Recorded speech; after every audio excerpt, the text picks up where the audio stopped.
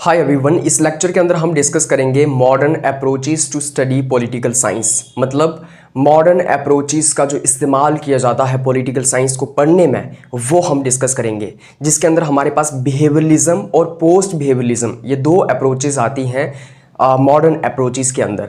तो इन दोनों अप्रोचेस को हम डिटेल तरीके से समझने की कोशिश करेंगे। सबसे पहले आप ये समझ लीजिए कि अप्रोचेस क्या होती हैं। तो अप्रोचेस एक तरीका होता है पॉलिटिकल साइंस को पढ़ने का। अलग अलग स्कॉलर्स का अलग अलग तरीका है पॉलिटिकल साइंस को पढ़ने का। कोई मॉडर्न अप्रोचेस का इस्तेमाल करता है, कोई ट्रेडिशनल अप्रोचेस का इस्तेमाल करता है। जैसे कि फॉर एग्जांपल मैंने पिछले लेक्चर में भी आपको एक एग्जांपल दी थी कि अगर मुझे यहाँ से दिल्ली जाना है तो मेरे पास दो तीन ऑप्शंस होंगे। मैं जहाज़ से दिल्ली जा सकता हूँ, मैं ट्रेन से दिल्ली जा सकता हूँ, मैं बस से दिल्ली जा सकता हूँ। तीनों के अपने अपने फ़ायदे हैं, अपने अपने नुकसान हैं। जहाज़ से जाऊँगा तो टाइम कम लगेगा लेकिन पैसे ज़्यादा लगेंगे। अगर ट्रेन से जाऊँगा तो उसके अलग फ़ायदे नुकसान हैं, और बस से जाऊँगा अलग फ़ायदे नुकसान है। लेकिन डेस्टिनेशन तीनों की एक ही है कि मुझे दिल्ली में ही जाना है, मुझे दिल्ली ही लेके जाएंगी जो तीनों मोड ऑफ ट्रांसपोर्टेशन है वो। इसी तरीके से पॉलिटिकल साइंस को पढ़ने के भी अलग अलग तरीके हैं। अपने अपने तरीके से अलग अलग स्कॉलर्स पॉलिटिकल साइंस को पढ़ने की कोशिश करते हैं। पिछले लेक्चर के अंदर मैंने ट्रेडिशनल अप्रोचेस को डिस्कस किया था कि किस तरीके से ट्रेडिशनल अप्रोचेस का इस्तेमाल किया जाता है पॉलिटिकल साइंस को पढ़ने में, जिसके अंदर बेसिकली हमने फिलोसफिकल और हिस्टोरिकल अप्रोच को पढ़ा था। लेकिन जब हम मॉडर्न अप्रोचेस को डिस्कस करते हैं, सबसे पहले आप ये समझिए कि मॉडर्न अप्रोचेस उभर करके क्यों आई। क्या ट्रेडिशनल अप्रोचेस के अंदर कोई कमी थी? क्योंकि पहले ट्रेडिशनल अप्रोचेस का इस्तेमाल किया जाता था पॉलिटिकल साइंस को पढ़ने में। ट्रेडिशनल अप्रोचेस में philosophical approach, historical approach, legal approach, institutional approach, इन सब अप्रोचेस का इस्तेमाल किया जाता था पॉलिटिकल साइंस को पढ़ने में।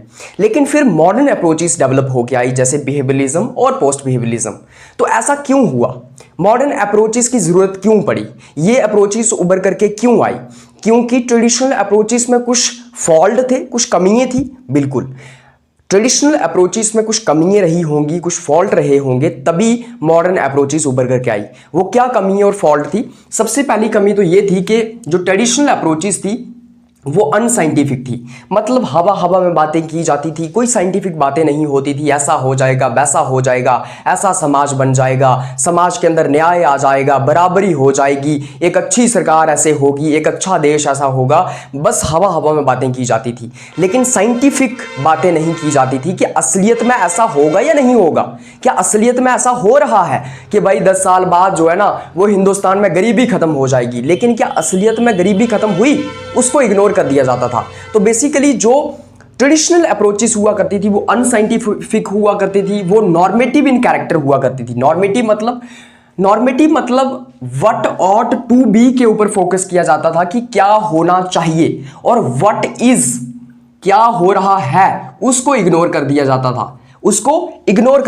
था। और फोकस किसके ऊपर किया जाता था? क्या होना चाहिए, एक अच्छा देश कैसा होगा, एक अच्छी सरकार कैसी होगी, एक अच्छा राष्ट्र कैसे होगा, एक अच्छा न्याय कैसे होगा, समाज के अंदर बराबरी कैसे आएगी, लिबर्टी कैसे, एक सोसाइटी के अंदर लिबर्टी कैसे आएगी, फ्रीडम कैसे आएगी, असलियत में फ्रीडम होती क्या है। उन सब चीज़ों के ऊपर फोकस किया जाता था, व्हाट ऑट टू बी के ऊपर फोकस किया जाता था, और व्हाट इज को इग्नोर कर दिया जाता था। तो अनसाइंटिफिक अप्रोचेस का इस्तेमाल किया जाता था जो ट्रेडिशनल अप्रोचेस हैं उसके अंदर। लेकिन वर्ल्ड वॉर सेकेंड जब खत्म हुई, वर्ल्ड वॉर सेकेंड के बाद मतलब 1945 के बाद स्कॉलर्स को ये लगा कि अब पॉलिटिकल साइंस को हमें साइंटिफिक और रियलिस्टिक तरीके से पढ़ना ज़रूरी है। हमें अब प्रैक्टिकल तरीके से पॉलिटिकल साइंस को पढ़ना चाहिए। सो The scholars felt the need to study politics in a scientific, realistic and practical manner. This gave birth to behavioralism, और इससे जन्म हुआ behavioralism का। तो बेसिकली वर्ल्ड वॉर सेकेंड के बाद कुछ स्कॉलर्स को ऐसे लगा कि यार ट्रेडिशनल अप्रोचेस जो है ना बड़ी अनसाइंटिफिक हैं, बड़ी हवा हवा में बातें की जाती हैं, क्या होना चाहिए इसके ऊपर फोकस किया जाता है, नॉर्मेटिव है, वैल्यूज़ की बात की जाती है, सही क्या है गलत क्या है, उन सब चीज़ों के ऊपर फोकस किया जाता है। तो स्कॉलर्स को ये लगा कि हमें अब पॉलिटिकल साइंस को जो है वो साइंटिफिक तरीके से, प्रैक्टिकल तरीके से या फिर रियलिस्टिक तरीके से पढ़ना ज़रूरी है। इसलिए फिर एक नई अप्रोच उभर करके आती है, मॉडर्न अप्रोच, जिसका नाम था बिहेवियरलिज्म। अब आपको थोड़ा बहुत तो समझ आ ही गया होगा कि बिहेवियरलिज्म अप्रोच के अंदर क्या आता है, बिहेवियरलिज्म का मतलब क्या है। मतलब यहां पे साइंटिफिक स्टडी नहीं होती थी तो बिहेवियरलिज्म के अंदर साइंटिफिक स्टडी होगी, है ना। यहां पे व्हाट ऑट टू बी के ऊपर फोकस किया जाता था, क्या होना चाहिए, तो मेरे ख्याल से बिहेवियरलिज्म के अंदर व्हाट इज के ऊपर फोकस किया जाएगा, क्या हो रहा है, साइंटिफिक स्टडी होगी इसके अंदर। तो बिल्कुल वैसा ही है जब मैं बिहेवियरलिज्म की बात करता हूं। Behaviouralism is modern scientific approach to study political science. ये एक मॉडर्न अप्रोच है और एक साइंटिफिक अप्रोच है पॉलिटिकल साइंस को पढ़ने के लिए। मतलब यहां पे साइंटिफिक चीजों की बात की जाती है, डेटास की बात की जाती है, सर्वेस की बात की जाती है, डेटा सर्वे इन सब चीजों के ऊपर फोकस किया जाता है। व्हाट ऑट टू बी को इग्नोर कर दिया जाता है। मतलब व्हाट ऑट टू बी, क्या होना चाहिए, इसको पूरे तरीके से रिजेक्ट कर दिया जाता है और फोकस किसके ऊपर किया जाता है, व्हाट इज के ऊपर। व्हाट इज के ऊपर क्या किया जाता है, फोकस किया जाता है। उसी के साथ साथ if it focus on the actual behaviour of individuals, groups and institutions instead of only studying constitutions, laws and philosophy. देखो बिहेवियरलिज्म के अंदर, जैसे आपको नाम से ही पता चल रहा है बिहेवियर, तो बेसिकली इस अप्रोच के अंदर जो एक इंसान का एक्चुअल बिहेवियर है कि एक इंसान कैसे बिहेव कर रहा है, ग्रुप्स कैसे बिहेव कर रहे हैं, इंस्टीट्यूशंस कैसे बिहेव कर रहे हैं, लेजिस्लेचर, एग्जीक्यूटिव, जुडिशरी, उस चीज के ऊपर फोकस किया जाता है और सिर्फ कॉन्स्टिट्यूशन, लॉज और फिलॉसफी की स्टडी नहीं की जाती है। ट्रेडिशनल अप्रोचेस के अंदर क्या होता था, कॉन्स्टिट्यूशंस को पढ़ा जाता था, लॉज को पढ़ा जाता था, फिलॉसफीज को पढ़ा जाता था। लेकिन बिहेवियरल अप्रोच के अंदर क्या होता है, एक्चुअल बिहेवियर देखा जाता है एक इंसान का, कि एक इंसान का एक्चुअल बिहेवियर क्या है। मतलब पॉलिटिक्स में वो कैसे बिहेव कर रहा है, वो कैसे वोट कर रहा है, वोट वो क्या सोच के कर रहा है, क्या जाति के नाम पे वो वोट कर रहा है, क्या मजहब के नाम पे वो वोट कर रहा है, क्या शराब के नाम पे वो वोट कर रहा है, क्या वो किसी दूसरी आइडेंटिटी के नाम पे वोट कर रहा है। तो बेसिकली एक इंसान का एक्चुअल बिहेवियर क्या है, मतलब एक इंसान अभी एट प्रेजेंट, अभी के समय में कैसे बिहेव कर रहा है पॉलिटिकल सिस्टम के अंदर, कैसे वो पार्टिसिपेट कर रहा है, कैसे वो वोट करता है, कैसे अलग अलग political parties, groups, pressure groups जो हैं वो बिहेव कर रहे हैं, कैसे अलग अलग इंस्टीट्यूशंस काम कर रहे हैं। मतलब असलियत में क्या हो रहा है, प्रैक्टिकल रियलिटी में क्या हो रहा है, उसके ऊपर फोकस किया जाता है। और सिर्फ कॉन्स्टिट्यूशंस, लॉज और फिलॉसफी को ही नहीं पढ़ा जाता है, बल्कि एक्चुअल बिहेवियर भी देखा जाता है इंडिविजुअल्स, ग्रुप्स और इंस्टीट्यूशंस का। जो मेन प्रपोनेंट हैं बिहेवियरल अप्रोच के वो हैं डेविड ईस्टन। मतलब डेविड ईस्टन ने बिहेवियरल अप्रोच को दिया है। डेविड ईस्टन ने जो है वो बिहेवियरल अप्रोच का सपोर्ट किया और डेविड ईस्टन को हम इसका मेन प्रोपोनेंट कहते हैं। डेविड ईस्टन एक स्कॉलर थे, एक पॉलिटिकल साइंटिस्ट थे और उन्होंने बिहेवियरल अप्रोच दी। जैसे कि डेविड ईस्टन की अगर मैं बात करूं तो उन्होंने कुछ फीचर्स दिए हैं बिहेवियरल अप्रोच के। 8 फीचर्स दिए हैं डेविड ईस्टन ने बिहेवियरलिज्म के। मतलब बिहेवियरल अप्रोच या फिर बिहेवियरलिज्म जिसको हम कहते हैं, उसके 8 मेन फीचर्स हैं जो डेविड ईस्टन ने दिए हैं, जो कि आपको भूलने नहीं है। ये 8 के 8 फीचर्स आपको याद रखने हैं, इनको समझना है और एग्जाम्स में सारे फीचर्स लेके आने हैं। बिहेवियरलिज्म अप्रोच के अंदर अगर आप 8 फीचर्स ऑफ डेविड ईस्टन नहीं लिखेंगे तो आपको मार्क्स नहीं मिलेंगे, आपकी अप्रोच अधूरी रह जाएगी। वो 8 फीचर्स क्या हैं उनको अच्छे से समझ लीजिए और फिर उनको लिख के आ जाना एग्जाम्स के अंदर। तो बिहेवियरलिज्म के अंदर अगर 8 फीचर्स की मैं बात करूं, सबसे पहले इसके अंदर आता है रेगुलरिटीज। रेगुलरिटीज मतलब पैटर्न्स इन पॉलिटिक्स। तो बेसिकली डेविड ईस्टन का ये कहना है कि यार पॉलिटिक्स में ना कुछ सडन पैटर्न्स होते हैं। मतलब पैटर्न्स मतलब human behaviour is not random, it follow sudden pattern and regularities.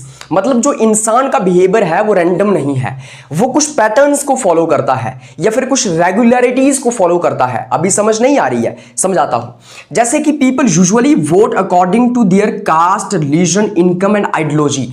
लोग जो हैं वो यूजुअली हमें देखने को मिलता है कि अपनी जाति के आधार पे वोट करते हैं, मजहब के आधार पे वोट करते हैं, इनकम या विचारधारा के आधार पे वोट करते हैं और ये एक रेगुलर पैटर्न है। तो बेसिकली हमें क्या देखने को मिलता है, पैटर्न्स देखने को मिलते हैं, रेगुलरिटीज देखने को मिलती हैं कि भाई यूपी के अंदर इलेक्शंस आ गई तो यूपी के अंदर यादव ज्यादा है तो जाति का फैक्टर काम करेगा, जात जो है वो कास्ट जो है वो एक डिसाइडिंग फैक्टर बनेगा इलेक्शंस के अंदर। मतलब लोग जाति के आधार पे वोट करते हैं, भेड़ चाल चलते हैं लोग, समझ आ गई बात। एक रेगुलर पैटर्न फॉलो करते हैं लोग, भेड़ चाल चलते हैं। जैसे चनैनी गोडी कॉन्स्टिट्यूएंसी में इलेक्शंस हुई तो लोगों ने क्या दे के वोट किया, जाति दे के वोट किया, मजहब दे के वोट किया, विचारधारा दे के वोट किया। तो ये एक पैटर्न था लोगों का, राइट। तो ये कहा गया कि जो ह्यूमन बिहेवियर है वो रैंडम नहीं है, लोग यहाँ पे भेड़ चाल ही चलते हैं, एक पैटर्न के अकॉर्डिंगली बिहेव करते हैं। वो एक मजहब को देख के, जाति को देख के, इनकम को देख के, मतलब एक पैटर्न के अकॉर्डिंगली वोट करते हैं लोग। तो यहाँ पे सबसे पहला फीचर क्या है बिहेवियरिज्म के अंदर जो डेविड ईस्टन ने दिया है वो है रेगुलरिटीज। आप स्क्रीनशॉट ले सकते हैं इस पूरे के पूरे बोर्ड का और इसके नोट्स भी बना सकते हैं। अब इसके अगले फीचर्स हम डिस्कस करेंगे बिहेवियरिज्म के जो डेविड ईस्टन ने दिए हैं। उसके बाद सेकंड फीचर जो डेविड ईस्टन ने दिया है बिहेवियरिज्म के अंदर वो है वेरिफिकेशन। सो जब वेरिफिकेशन की मैं बात करता हूं मतलब क्या, मतलब एविडेंस मैटर करता है। इसका मतलब ये हुआ कि अगर कोई भी थियरी आप दे रहे हैं, कोई भी बात आप कह रहे हैं, उसके पीछे आपको एविडेंस देना होगा। अगर कोई भी आप क्लेम कर रहे हैं तो उसके पीछे आपको एविडेंस देना होगा। जैसे कि अगर मैं ये क्लेम कर रहा हूं कि गॉड एग्जिस्ट करता है, भगवान एग्जिस्ट करता है, ये मैंने क्लेम किया, अब इसके पीछे का एविडेंस मुझे देना पड़ेगा, मतलब उसका सबूत मुझे देना पड़ेगा। इसी तरीके से इसके अंदर वेरिफिकेशन की जाती है, मतलब एवरी आइडिया और theory should be tested with facts and evidence, not just imagination. अगर कोई भी थियरी या आइडिया अगर है तो उसको हमें फैक्ट्स और डेटा के साथ, एविडेंस के साथ टेस्ट करना है। सिर्फ और सिर्फ हवा में बात नहीं करनी है कि ऐसा हो जाएगा, क्या सच में ऐसा होगा, उसको पूरा प्रॉपरली आपको सबूत के साथ, एविडेंस के साथ, फैक्ट के साथ जो है वो टेस्ट करना है। जैसे कि for example if someone says youth are more active in politics, अगर कोई कहता है कि नौजवान जो हैं वो पॉलिटिक्स में ज़्यादा सक्रिय हैं, ज़्यादा एक्टिव हैं, तो इसका मतलब ये हुआ कि बिहेवियरिस्ट जो होंगे वो चेक करेंगे एक्चुअल डेटा, मतलब वो सर्वे स्टडीज वगैरह करेंगे, उसके बाद प्रॉपर डेटा चेक करेंगे और देखेंगे कितने % यूथ एक्टिव हैं, क्या सच में यूथ एक्टिव है पॉलिटिक्स में। तो कहना कि यूथ बड़ा एक्टिव है आजकल पॉलिटिक्स में, ये तो आम बात है ना, कह दिया मैंने, लेकिन कितने % यूथ एक्टिव है, एक्चुअल डेटा क्या है, उसके ऊपर फोकस किया जाएगा। तो सेकंड इसके अंदर जो फीचर आता है जो डेविड ईस्टन ने दिया है बिहेवियरिज्म के अंदर वो है वेरिफिकेशन। थर्ड इसके अंदर आता है टेक्निक्स। टेक्निक्स मतलब मॉडर्न टूल्स या टेक्निक्स का इस्तेमाल किया जाता है बिहेवियरिस्टों के द्वारा, मतलब बिहेवियरिज्म अप्रोच के अंदर या बिहेवियरिस्ट जो होते हैं पॉलिटिकल साइंस को पढ़ने में वो अलग अलग टेक्निक्स और खास करके मॉडर्न टेक्निक्स और टूल्स का इस्तेमाल करते हैं। जैसे कि साइंटिफिक टेक्निक्स का वो इस्तेमाल करते हैं, जैसे सर्वेस वो कंडक्ट करते हैं, अलग अलग जगह पे जाके लोगों को पूछते हैं कि बताओ आपने इस बार किसको वोट दिया, इंटरव्यूज करते हैं वो अलग अलग जगह पे जाके, वोटिंग बिहेवियर देखते हैं कि लोगों ने किस चीज़ को देख के वोट किया है, जात को देख के वोट किया है या मजहब को देख के, एनालिसिस वगैरह किया जाता है। तो मॉडर्न साइंटिफिक अप्रोचेस का या फिर टूल्स का, टेक्निक्स का इस्तेमाल किया जाता है बिहेवियरिस्टों के द्वारा पॉलिटिकल साइंस को पढ़ने में। ये थर्ड फीचर है। इसके बाद फोर्थ फीचर इसके अंदर आता है क्वांटिफिकेशन। क्वांटिफिकेशन मतलब नंबर्स, परसेंटेज और डेटा का इस्तेमाल किया जाता है बिहेवियरिस्टों के द्वारा। मतलब जैसे फॉर एग्जांपल मैं ये कह रहा हूं कि बीजेपी को बहुत सारे लोग सपोर्ट करते हैं, तो ये एक बेग स्टेटमेंट नहीं है। बहुत सारे मतलब कितने, 60%, 50%, 70%, 80%, कितने। तो बेसिकली बिहेवियरिस्ट कभी भी बेग स्टेटमेंट नहीं देते हैं कि बीजेपी को बहुत सारे लोग सपोर्ट करते हैं, कांग्रेस को बहुत सारे लोग सपोर्ट करते हैं। नहीं भाई, यहाँ पे डेटास, नंबर्स और परसेंटेज का इस्तेमाल किया जाता है। For example 65% voter support BJP के, 65% लोग बीजेपी का सपोर्ट करते हैं, 30% लोग कांग्रेस के खिलाफ हैं, 20% लोग आम आदमी पार्टी का सपोर्ट करते हैं। तो बेसिकली डेटा, फैक्ट्स, नंबर्स की बात की जा रही है, हवा में बातें नहीं की जाती हैं। उसके बाद वैल्यू न्यूट्रल स्टडी। मैंने आपको बताया था कि ट्रेडिशनल अप्रोचेस के अंदर वैल्यूज का इस्तेमाल किया जाता है, सही क्या है, गलत क्या है, एक अच्छा समाज कैसे होगा, एक अच्छा लोकतंत्र कैसे होगा, गरीबी कैसे खत्म होगी, तो वहां पे वैल्यूज का इस्तेमाल किया जाता था। लेकिन बिहेवियरिस्टों के द्वारा बिहेवियरिज्म के अंदर वैल्यूज का कोई इस्तेमाल नहीं किया जाता है। यहां पे होती है वैल्यू न्यूट्रल स्टडी, मतलब कोई स्कोप नहीं है मॉरल्स, एथिक्स, वैल्यूज के लिए। मतलब पॉलिटिकल साइंस को पढ़ने के लिए वैल्यूज, एथिक्स और मॉरल्स का कोई इस्तेमाल नहीं किया जाएगा। सही क्या है, गलत क्या है, एक अच्छा लोकतंत्र कैसा होना चाहिए, उसके ऊपर फोकस नहीं किया जाता है, बल्कि अभी लोकतंत्र कैसा है इसके ऊपर फोकस किया जाता है। तो यहाँ पे मॉरल्स, एथिक्स और वैल्यूज का कोई इस्तेमाल नहीं किया जाता है। सिक्स्थ इसके अंदर आता है सिस्टेमेटाइजेशन। तो बेसिकली सिस्टमैटिक और ऑर्गेनाइज्ड तरीके से स्टडी की जाती है बिहेवियरिज्म के अंदर पॉलिटिकल साइंस की। मतलब जो बिहेवियरिस्ट होते हैं वो बड़े सिस्टमैटिक और ऑर्गेनाइज्ड तरीके से स्टडी करते हैं। For example political behaviour should be studied in a systematic and organised way. अगर आप कोई पॉलिटिकल बिहेवियर किसी का जानने की कोशिश कर रहे हैं तो आपको बड़ा सिस्टमैटिक और ऑर्गेनाइज्ड तरीके से वो बिहेवियर समझना है, जानना है। फॉर एग्जाम्पल मैं गाँव में जा रहा हूँ और गाँव में मैं जाके वहाँ के लोगों का वोटिंग बिहेवियर समझने की कोशिश कर रहा हूँ। मतलब मैं ये जानना चाहता हूं कि वहां के लोग क्या सोच के वोट देते हैं और इस बार उन्होंने क्या सोच के वोट दिया, क्या जाति, मजहब या फिर किसी और चीज के आधार पे उन्होंने वोट किया है। ये समझने के लिए, ये पॉलिटिकल बिहेवियर या वोटिंग बिहेवियर समझने के लिए मुझे एक सिस्टमैटिक और ऑर्गेनाइज तरीके का इस्तेमाल करना है। मतलब सबसे पहले मैं वहां पे देखूंगा कि टोटल पॉपुलेशन कितनी है उस गांव की, तो 1000 अगर लोग हैं वहां पे उस गांव में, उसके बाद उन लोगों को मैं क्लासिफाई करूंगा कि उसमें से 60 साल की उम्र के ऊपर के कितने आते हैं, 20 साल की उम्र के नीचे के कितने आते हैं, कितने ऐसे हैं जो वोटर्स हैं। उसके बाद मैं उनका कास्ट देखूंगा कि एससी कैटेगरी में कितने आते हैं, एसटी कैटेगरी में कितने आते हैं, फिर मैं उनकी इनकम देखूंगा कि अमीर कौन है, गरीब कौन है, और उसके बाद मैं कंक्लूजन के ऊपर पहुंचूंगा। तो एक सिस्टमैटिक तरीके से मैं स्टडी कर रहा हूं, राइट। उसके बाद प्योर साइंस। अब जो बिहेवियरिस्ट लोग हैं, जो बिहेवियरिज्म अप्रोच के अंदर आते हैं, वो बेसिकली ना पॉलिटिकल साइंस को प्योर साइंस बनाना चाहते हैं। जैसे फिजिक्स है, केमिस्ट्री है, बायोलॉजी है, तो basically behaviourist wanted political science to be as scientific as physics and biology. ये चाहते हैं कि पॉलिटिकल साइंस बड़ी साइंटिफिक हो, बायोलॉजी और केमिस्ट्री की तरह हो, और हवा में बातें ना की जाए। जैसे बायोलॉजी, फिजिक्स, केमिस्ट्री के अंदर जो है वही है, right. E is equal to mc², मतलब परफेक्ट ऐसे ही होगा। ऊपर से सेब गिरेगा तो नीचे जाएगा, मतलब जाएगा, ग्रेविटी है। तो प्रॉपर रूल्स है, लॉज है प्रॉपर। इसी तरीके से ये चाहते हैं कि पॉलिटिकल साइंस भी बिल्कुल फिजिक्स, केमिस्ट्री की तरह, बायोलॉजी की तरह प्योर साइंस होनी चाहिए, और यहाँ पे हवा में बातें नहीं की जानी चाहिए। फैक्ट्स, डेटा, साइंटिफिक चीजों का इस्तेमाल किया जाना चाहिए।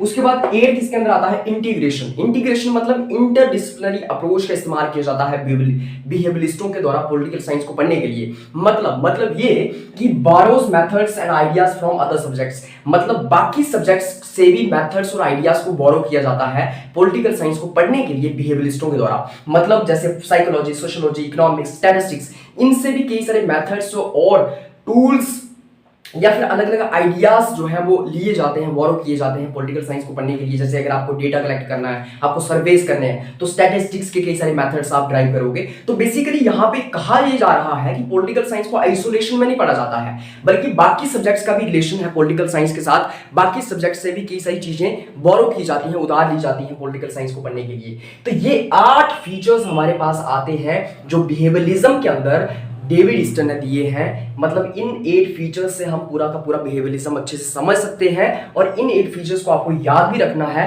क्योंकि अगर आप ये नहीं लिखोगे तो आपका एग्जाम अधूरा रह जाएगा। तो सबसे पहला फीचर क्या था?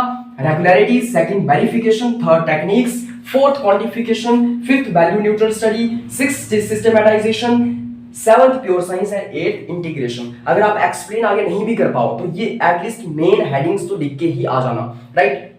तो ये 8 फीचर्स हैं जो डेविड ईस्टन देते हैं बिहेवियरिज्म के अंदर। उसके बाद आइए अब हम देखते हैं मेरिट्स और डीमेरिट्स क्या हैं बिहेवियरिस्ट अप्रोच के या बिहेवियरिज्म के। सबसे पहला मेरिट तो ये है कि इसने पॉलिटिकल साइंस को साइंटिफिक और रियलिस्टिक बनाया। पहले हवा में बातें की जाती थी ट्रेडिशनल अप्रोचेस के अंदर, ऐसा होना चाहिए, वैसा होना चाहिए, लेकिन इसके अंदर अब रियलिटी की बात की गई, साइंटिफिक चीज़ों की बात की गई, इसको साइंटिफिक बनाया गया पॉलिटिकल साइंस को। दूसरा ये कि helped in prediction of political behaviour like opinion polls before election. Behaviourism के अंदर हमें ये मदद मिलती है कि यहाँ पे जो है वो पॉलिटिकल बिहेवियर को प्रेडिक्ट किया जाता है। मतलब फॉर एग्जांपल अभी इलेक्शंस के रिजल्ट नहीं आए होते हैं, लेकिन पहले से ही हमारे न्यूज़ चैनल बता देते हैं कि कौन सी पॉलिटिकल पार्टी जीत रही है, कौन सी नहीं जीत रही है, किसको कितनी सीटें मिल रही हैं। तो बेसिकली ओपिनियन पोल्स जो जनरेट होते हैं इस देश में वो कैसे होते हैं? वो पॉलिटिकल बिहेवियरिस्ट लोगों के द्वारा ही ओपिनियन पोल्स जो है वो बनाए जाते हैं या दिए जाते हैं। तो बेसिकली अभी तक इलेक्शन का रिजल्ट नहीं आया है। फॉर एग्जांपल 2024 में इलेक्शंस हुई, पार्लियामेंट्री इलेक्शंस, तो रिजल्ट अभी आने को बाकी था, उससे पहले ही बता दिया गया कि किसको कितनी सीटें मिलेंगी। तो ये जो पहले से ही अनुमान लगाया जाता है, ये कैसे लगाया जाता है? क्योंकि बिहेवियर जाना जाता है अलग अलग लोगों का, तो हमें पॉलिटिकल बिहेवियर प्रेडिक्शन यहाँ पे पता चलती है। इसके डीमेरिट्स क्या है? Too much focus on methods, datas, numbers. इतना ज़्यादा फोकस मैथड्स के ऊपर, डेटास के ऊपर, नंबर्स के ऊपर। मतलब तुमने हद से ज़्यादा सिर्फ वो डेटास और मैथड्स और नंबर्स की बात कर ली, और आपने जो वैल्यूज़ हैं जैसे जस्टिस, फ्रीडम, इक्वालिटी, इनको इग्नोर कर दिया। आप ये कह रहे हैं कि वैल्यू लेडन अप्रोच होगी, मतलब वैल्यूज़ का कोई यहाँ पे वैल्यूज़ को इस्तेमाल नहीं किया जाएगा कि सही क्या है, गलत क्या है, फ्रीडम क्या है, जस्टिस क्या है, इक्वालिटी क्या है, बल्कि सिर्फ और सिर्फ मैथड्स, डेटा और नंबर्स के ऊपर फोकस किया गया। उसके बाद ओवर डिपेंडेंस ऑन स्टैटिस्टिक्स के ऊपर इतनी डिपेंडेंस कि आपको सर्वेस कराने हैं, डेटास आपको लाने हैं, सर्वेस करवाने हैं, आपको पूरे के पूरे जो है वो स्टैटिस्टिक्स का इस्तेमाल इतना किया गया और पॉलिटिक्स को हमेशा जो है वो मेजर नहीं किया जा सकता है, इसलिए ओवर डिपेंडेंस कर दी गई किसके ऊपर, स्टैटिस्टिक्स के ऊपर। इतने नंबर्स, डेटास और स्टैटिस्टिक्स का इस्तेमाल इसके अंदर किया गया, जो कि पॉलिटिक्स हमेशा मेजरेबल नहीं होती है, हमेशा पॉलिटिक्स को मेजर नहीं किया जा सकता है, तो इसलिए ये कुछ डिमेरिट्स हैं इसके। आइए अब समझते हैं पोस्ट बिहेवियरलिज्म अप्रोच। सबसे पहले आप समझिए पोस्ट बिहेवियरलिज्म उभर करके क्यों आई। पोस्ट बिहेवियरलिज्म का मतलब क्या है, मतलब बिहेवियरलिज्म के बाद, पोस्ट बिहेवियरलिज्म मतलब बिहेवियरलिज्म के बाद एक अप्रोच, एक मूवमेंट उभर करके आई जिसको हम पोस्ट बिहेवियरलिज्म कहते हैं। तो बिहेवियरलिज्म के बाद एक मूवमेंट उभर करके आई, एक अप्रोच उभर करके आई, इसका मतलब क्या, इसका मतलब ये कि बिहेवियरलिज्म में कुछ कमियां थी, कुछ खामियां थी, इसलिए पोस्ट बिहेवियरलिज्म उभर करके आई। समझ आ रही है बात, क्योंकि बिहेवियरलिज्म के बाद पोस्ट बिहेवियरलिज्म इसको इसलिए कहा जाता है क्योंकि बिहेवियरलिज्म के बाद ये उभर करके आती है और बिहेवियरलिज्म के अंदर कुछ कमियां थी, कुछ खामियां थी, इसलिए पोस्ट बिहेवियरलिज्म उभर करके आती है। इसके फाउंडर कौन थे, डेविड ईस्टन थे। और बिहेवियरलिज्म के अंदर भी हम डेविड ईस्टन को पढ़ते हैं, उनके हमने वो अलग अलग जो फीचर्स उन्होंने दिए थे, 8 फीचर्स वो हमने पढ़े, जैसे रेगुलरिटीज है, क्वांटिफिकेशन है, वो अलग अलग फीचर्स, और इसके फाउंडर भी डेविड ईस्टन ही है। तो डेविड ईस्टन को खुद ये लग गया कि बिहेवियरलिज्म में कुछ कमियां हैं, मतलब डेविड ईस्टन ने खुद ये जाना, और क्योंकि जब क्रिटिसिज्म हुआ बिहेवियरलिज्म का तो इनको ये समझ आ गया कि बिहेवियरलिज्म के अंदर कुछ कमियां हैं, इसलिए उन्होंने उन कमियों को जो है वो दूर करने की कोशिश की और फिर पोस्ट बिहेवियरलिज्म उभर करके आया। जब मैं पोस्ट बिहेवियरलिज्म की बात करता हूं, देखो बिहेवियरलिज्म के अंदर क्या कमियां थी यार, हमने पढ़ा ना, उसके अंदर सिर्फ और सिर्फ साइंस की बात की जा रही है, scientific data, research, analysis, quantification, percentage, numbers, मतलब ज़्यादा ही उसमें डेटा के ऊपर फोकस किया जा रहा है, ज़्यादा ही साइंस के ऊपर फोकस किया जा रहा है, ज़्यादा ही उसके अंदर रिसर्च के ऊपर फोकस किया जा रहा है, क्वांटिफिकेशन, नंबर्स के ऊपर फोकस किया जा रहा है। तो ऐसे नहीं लग गया कि मतलब एक इंसान कहीं एक रूम के अंदर बैठा हुआ है और सिर्फ वो साइंटिफिक मेथड्स का इस्तेमाल कर रहा है, पूरी पॉलिटिकल साइंस को उसने साइंटिफिक बना दिया है, वो सिर्फ नंबर्स की बात कर रहा है, डेटा की बात कर रहा है, और जो असली में प्रॉब्लम्स हैं उनको हम सॉल्व नहीं कर पा रहे हैं। जैसे कि एग्जांपल मैं आपको बताता हूँ, बिहेवियरलिज्म के अंदर फोकस किया जाता था व्हाट इज के ऊपर, क्या है, चल क्या रहा है, अभी रियलिटी क्या है। तो मान लो अभी इस देश में गरीबी है, अब बिहेवियरलिज्म के अंदर ये बता दिया जाएगा कि इस देश में गरीबी है, और कितने % गरीबी है, तो बता दिया कि भाई आधी जनता जो है वो गरीब है, बता दिया। अब क्या, ये तो मुझे पता है कि इस देश में गरीबी है, और बिहेवियरलिज्म के अंदर उन पॉलिटिकल साइंटिस्ट लोगों ने, उन लोगों ने बता दिया, बिहेवियरिस्ट लोगों ने, कि भाई इस देश में आधी जनता गरीब है। लेकिन आगे क्या सल्यूशन है कोई आपके पास, इस गरीबी को कैसे खत्म किया जाएगा, आपके पास कोई सल्यूशन है नहीं। तो इसलिए वो एक कमी थी उसके अंदर। दूसरा, मैंने आपको बताया था बिहेवियरलिज्म के अंदर वैल्यूज को, जैसे कि जस्टिस, लिबर्टी, इक्वलिटी, इनको पूरे तरीके से इग्नोर कर दिया जाता है, वैल्यूज को कंसीडरेशन में नहीं लिया जाता है। अब जस्टिस, न्याय, लिबर्टी, स्वतंत्रता, इक्वालिटी, बराबरी, ये सब इंपॉर्टेंट वैल्यूज हैं और ये हमारे समाज के अंदर होनी चाहिए।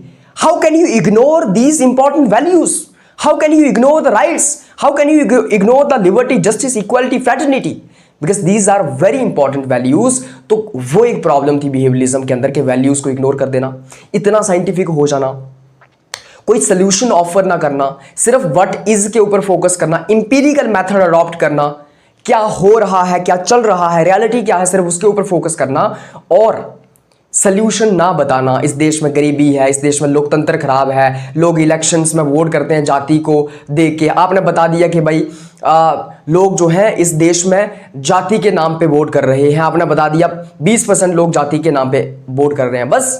उसके बाद कोई सल्यूशन है आपके पास, कैसे इस जो कास्ट पॉलिटिक्स है इसको हम दूर कर सकते हैं, कैसे लोग जाति के नाम पे नहीं बल्कि डेवलपमेंट के नाम पे वोट करें, क्या आपके पास इसके लिए कोई सोल्यूशन है? नहीं। तो फिर पोस्ट बिहेवियरलिज्म इसलिए उभर करके आया। सो इन 1960s 1960 के दशक में जो है वो स्कॉलर्स ने बिहेवियरलिज्म को क्रिटिसाइज किया।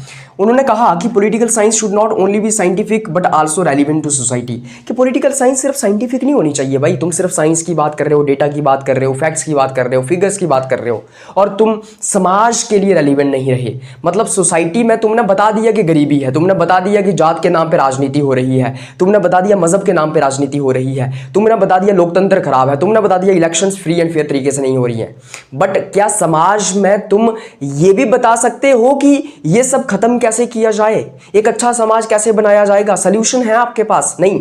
तो इसका मतलब बताने से क्या होगा, समाज के लिए तो आपने कुछ कंट्रीब्यूट नहीं किया ना। जब आप सोल्यूशन दोगे तब आप रेलिवेंट रहोगे सोसाइटी के लिए। तो आपको क्या करना है, आपको सिर्फ साइंटिफिक नहीं रहना है बल्कि समाज के भले के लिए, समाज के लिए कुछ रेलिवेंट भी करना है।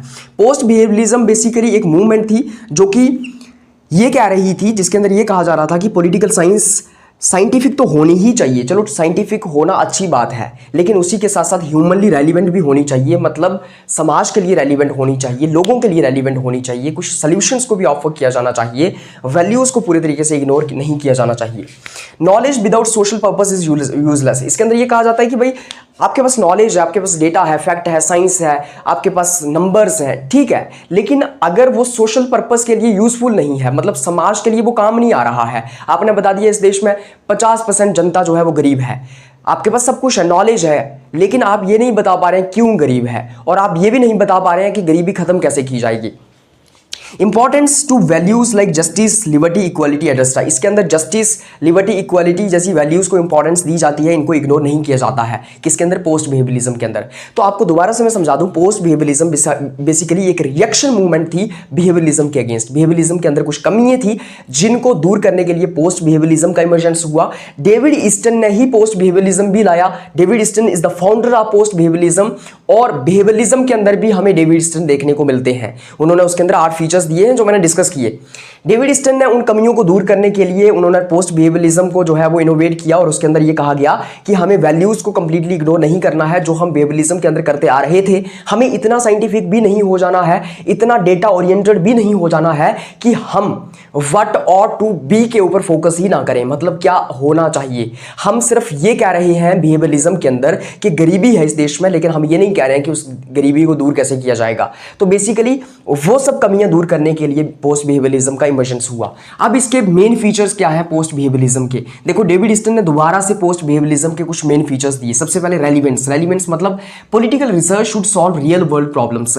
आप पॉलिटिकल रिसर्च जो कर रहे हैं, आप डेटा इकट्ठा कर रहे हैं, आप क्वांटिफिकेशन कर रहे हैं, आप नंबर्स ला रहे हैं, सर्वेस करवा रहे हैं, आप इंटरव्यूज कंडक्ट कर रहे हैं, आप साइंस का इस्तेमाल कर रहे हैं, आप क्वेश्चनरीज का इस्तेमाल कर रहे हैं, कई सारे आप मॉडर्न टूल्स का इस्तेमाल कर रहे हैं, रिसर्च कर रहे हैं, लेकिन वो रिसर्च आपकी जो रियल वर्ल्ड प्रॉब्लम्स हैं उनको सॉल्व करी, उस रिसर्च से आपकी रियल वर्ल्ड प्रॉब्लम सॉल्व होनी चाहिए। सिंपल सी बात, दोबारा से आपने कह दिया कि इतने प्रतिशत गरीबी है इस देश में, इतने लोग भूखमरी से मरते हैं इस देश में, लेकिन उस रिसर्च से आप सॉल्यूशंस भी तो दो इस देश को कि उस गरीबी को, उस भूखमरी को दूर कैसे किया जाता है। Action oriented, not observe but also जज सॉल्यूशंस। सिर्फ समाज को ऑब्जर्व ही नहीं करना है कि ऐसा हो रहा है वैसा हो रहा है, बल्कि सॉल्यूशंस भी देने हैं। वही एक बात, मतलब बिहेवियरिज्म के अंदर कहा जाता था कि हो क्या रहा है, लेकिन ये कह रहे हैं कि भाई सिर्फ हो क्या रहा है ये मत देखो, जो हो रहा है उसको ठीक कैसे किया जा सकता है इसके ऊपर भी फोकस किया जाए। Values important, can not ignore justice, freedom, equality. ये जो जस्टिस है, फ्रीडम है, इक्वालिटी है, इनको हम इग्नोर नहीं कर सकते हैं। ये इंपॉर्टेंट वैल्यूज हैं। समाज में न्याय होना चाहिए, फ्रीडम होनी चाहिए समाज में, इक्वालिटी होनी चाहिए समाज में। Change focused, encourage social change and reforms. इसके अंदर चेंज के ऊपर फोकस किया जाता है, मतलब समाज के अंदर अगर कुछ गलत चल रहा है तो उसको बदला जाना चाहिए। समाज के अंदर अगर कुछ सही नहीं चल रहा है तो समाज को बदला जाना चाहिए। अगर गरीबी है तो गरीबी खत्म होनी चाहिए। अगर लोकतंत्र अच्छे तरीके से काम नहीं कर रहा है तो उसको बदला जाए ताकि वो अच्छे तरीके से काम करे। तो रिफॉर्म्स और चेंज के ऊपर फोकस किया जाता है। फ्यूचर ओरिएंटेड, फ्यूचर ओरिएंटेड मतलब aim at building a best political system और बेटर पॉलिटिकल सिस्टम। मतलब इसके अंदर ये कहा जाता है कि कैसे हम अच्छा समाज बना सकते हैं, अच्छा पॉलिटिकल सिस्टम बना सकते हैं, अच्छा लोकतंत्र बना सकते हैं, अच्छी फ्रीडम और इक्वालिटी लोगों को दे सकते हैं, कैसे हम समाज के अंदर गरीबी खत्म कर सकते हैं, समाज के अंदर हम कैसे जात पात की राजनीति खत्म कर सकते हैं, इलेक्शंस को कैसे मोर ट्रांसपेरेंट और फ्री एंड फेयर बना सकते हैं, उसके ऊपर फोकस किया जाता है। For example, a post behaviourist will not only study why do people protest. एक पोस्ट बिहेवियरिस्ट सिर्फ ये नहीं पढ़ता है कि लोग प्रोटेस्ट क्यों कर रहे हैं, बल्कि but also ask how can political science help reduce inequality so that protest become unnecessary. इसके अंदर ये कहा जा रहा है कि जो एक पोस्ट बिहेवियरिस्ट होता है वो सिर्फ ये नहीं पढ़ता है कि प्रोटेस्ट क्यों हो रहे हैं, बल्कि वो ये भी समझाने की कोशिश करता है और ये भी कहता है कि भाई कैसे समाज के अंदर इनइक्वालिटी को ख़त्म किया जाए ताकि प्रोटेस्ट कम हो सकें। अल्टीमेटली प्रोटेस्ट होते क्यों हैं? क्योंकि इनइक्वालिटी है समाज के अंदर। कुछ लोग बहुत अमीर हैं, कुछ लोग बहुत गरीब हैं, कुछ लोग जो है वो किसी के साथ जो है वो धर्म के आधार पे या फिर जाति के आधार पे जो है वो डिस्क्रिमिनेशन, भेदभाव हो रहा है। मतलब इनइक्वालिटीज़ हैं समाज के अंदर।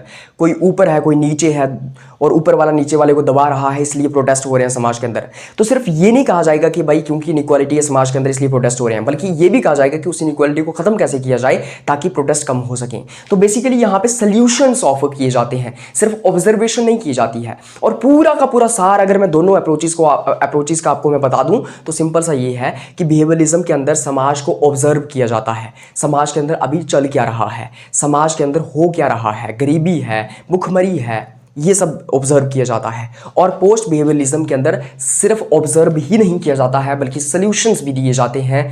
मतलब किस तरीके से वो जो गलत चल रहा है या समाज के अंदर अगर कुछ ठीक नहीं चल रहा है तो उसको ठीक कैसे किया जा सकता है, ये पोस्ट बिहेवियरलिज्म के अंदर आता है। I hope it is understandable to you guys. 1960s में इमर्जेंस हुआ पोस्ट बिहेवियरलिज्म का। डेविड स्टिन्स के फाउंडर हैं। बिहेवियरलिज्म को क्रिटिसाइज इसने किया। पोस्ट बिहेवियरलिज्म के अगेंस्ट मूवमेंट उभर करके आई। इसके अंदर ये कहा गया कि पॉलिटिकल साइंस सिर्फ और सिर्फ साइंटिफिक नहीं होनी चाहिए बल्कि समाज के लिए भी रेलिवेंट होनी चाहिए। साइंटिफिक मेथड्स का तो इस्तेमाल किया ही जाए लेकिन साथ ही साथ वैल्यूज़ को भी इग्नोर ना किया जाए। उसी के साथ साथ जो हमारी वैल्यूज़ हैं उनको इग्नोर ना किया जाए और साथ ही साथ व्हाट ऑट टू बी के ऊपर भी फोकस किया जाए। किसके ऊपर? व्हाट ऑट टू बी के ऊपर, क्या होना चाहिए, जो कि बिहेवियरलिज्म के अंदर बिल्कुल इग्नोर कर दिया जाता था। बिहेवियरलिज्म के अंदर फोकस किया जाता था व्हाट इज के ऊपर। अब आइए लास्ट में देखते हैं कुछ मेरिट्स और डीमेरिट्स पोस्ट बिहेवियरलिज्म के, कि इसके मेरिट्स क्या हैं और डीमेरिट्स क्या हैं। सबसे पहले made political science socially responsible.